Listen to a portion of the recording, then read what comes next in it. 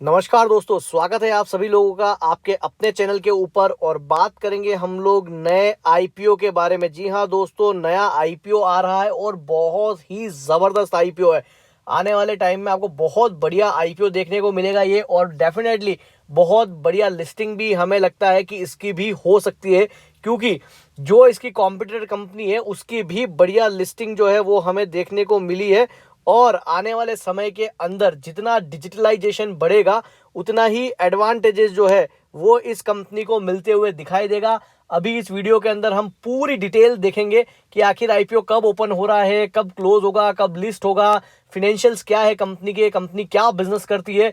लेकिन वीडियो शुरू करूं उससे पहले आप सभी लोगों से मेरी एक रिक्वेस्ट रहेगी, अगर अभी तक आप लोगों ने मेरे चैनल को सब्सक्राइब नहीं किया है तो प्लीज चैनल को जरूर सब्सक्राइब कर लीजिए। चलिए वीडियो को शुरू करते हैं। सबसे पहले हम लोग समझते हैं कंपनी के बिजनेस को कि आखिर ये कंपनी बिजनेस क्या करती है। तो कंपनी बेसिकली ई सर्विसेज प्रोवाइड करवाती है और प्रोवाइड कराती है करस्पोंडेंट सर्विसेज, मतलब कि बिजनेस करस्पोंडेंट सर्विसेज प्रोवाइड कराती है बैंक्स को। मतलब कि एक तरीके से बैंक और उसके कस्टमर के बीच में इंटरमीडियरी का रोल प्ले करती है।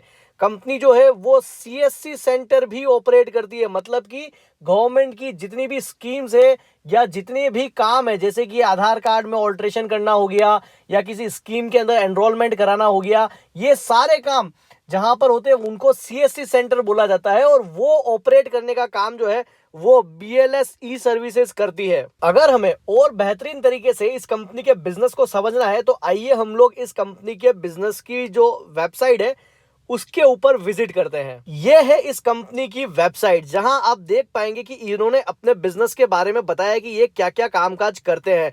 वहां पर आपको देखने को मिलेगा कि ये बेसिकली आयुष्मान भारत के अंदर भी अपना कामकाज करते हैं। उसके अलावा आईआरसीटीसी के थ्रू टिकट बुकिंग का जो काम है वो भी बीएलएस करती है। पासपोर्ट और पासपोर्ट एप्लीकेशंस वगैरह हो गई, वीजा एप्लीकेशन लगवाने का काम भी बीएलएस करती है। उसके अलावा travel tickets, pan card, DMT मतलब कि domestic money transfer, Nepal money transfer, AEPS, cash, उसके अलावा एटीएम सर्विसेज और सारे बिल पेमेंट हो गए, इलेक्ट्रिसिटी बिल पेमेंट हो गया, पानी के बिल के पेमेंट हो गए। तो इस तरीके की जो सर्विसेज है वो ये कंपनी प्रोवाइड कराती है। ये पूरी वेबसाइट्स पे आपको सारी डिटेल्स मिल जाएगी आखिर ये कंपनी क्या क्या बिजनेस करती है। तो दोस्तों ये तो हो गई बिजनेस की बात। अब हम लोग बात करते हैं आईपीओ के बारे में। अगर हम लोग आईपीओ ऑब्जेक्ट की बात करें तो पहला पैसा इस्तेमाल किया जाएगा टेक्नोलॉजी इंफ्रास्ट्रक्चर को डेवलप करने के लिए और नई कैपेबिलिटीज को डेवलप करने के लिए। वहीं पर ऑर्गेनिक ग्रोथ को और बढ़ाने के लिए बीएलएस स्टोर्स ओपन करने की प्लानिंग है और उसके लिए भी पैसे का इस्तेमाल किया जाएगा। साथ ही कंपनी इनऑर्गेनिक ग्रोथ के लिए कुछ एक्विजिशन भी करना चाहती है, तो उसके लिए भी इस पैसे का इस्तेमाल किया जाएगा और नेक्स्ट जनरल कॉर्पोरेट पर्पस में इस पैसे का इस्तेमाल किया जाएगा। कंपनी जो है वो 310 करोड़ का आईपीओ लेकर के आ रही है। पूरा का पूरा फ्रेश इशू आने वाला है दोस्तों, ओएफएस नहीं आ रहा है। मतलब कि जितना भी पैसा रेज किया जाएगा वो कंपनी के अकाउंट के अंदर जाएगा। फेस वैल्यू 10 रुपए की रहने वाली है।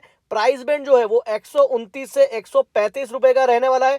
कंपनी बीएसई और एनएसई दोनों पर लिस्ट होगी। रिटेल कोटा रहेगा 10% का, क्यूआईबी कोटा रहेगा 75% का और एनआईआई कोटा जो है वो रहेगा 15% का। अगर आईपीओ ओपनिंग की बात करें तो एंकर इन्वेस्टर के लिए 29 जनवरी के दिन आईपीओ ओपन हो जाएगा और अदर्स के लिए 30 जनवरी के दिन आईपीओ ओपन होगा और 1 जनवरी के दिन आईपीओ क्लोज हो जाएगा। बेसिस ऑफ अलॉटमेंट जो है वो 2 फरवरी के दिन फाइनलाइज हो जाएगा।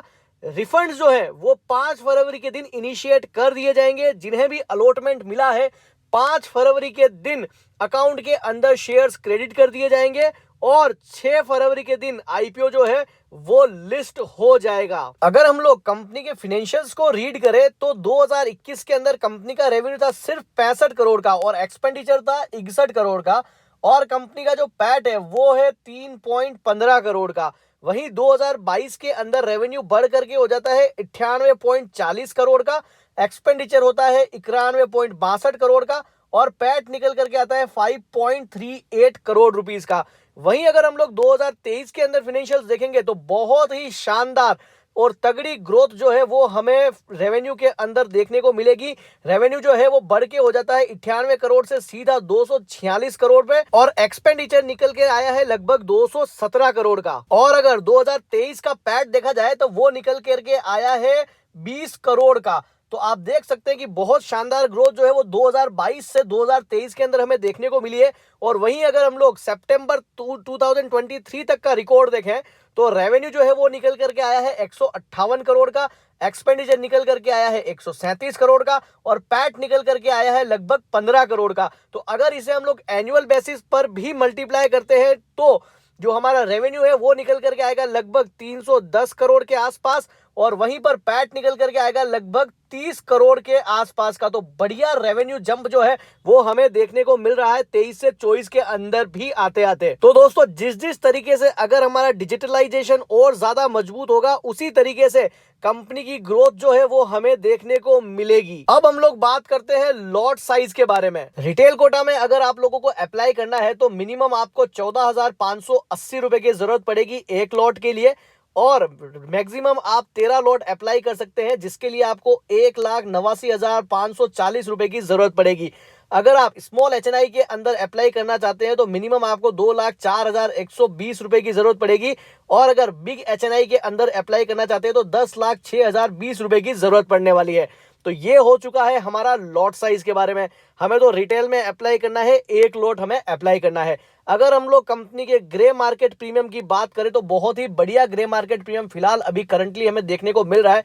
लगभग 75% के आसपास का ग्रे मार्केट प्रीमियम जो है वो अभी फिलहाल मार्केट के अंदर हमें देखने को मिल रहा है। तो दोस्तों ये था BLS ई सर्विसेज के आईपीओ की पूरी डिटेल। अगर वीडियो इन्फॉर्मेटिव लगी हो तो वीडियो को जरूर लाइक करें और चैनल को जरूर सब्सक्राइब करें। साथ ही कमेंट करके बताइए कि आप लोग इस आईपीओ के अंदर अप्लाई करेंगे या नहीं करेंगे।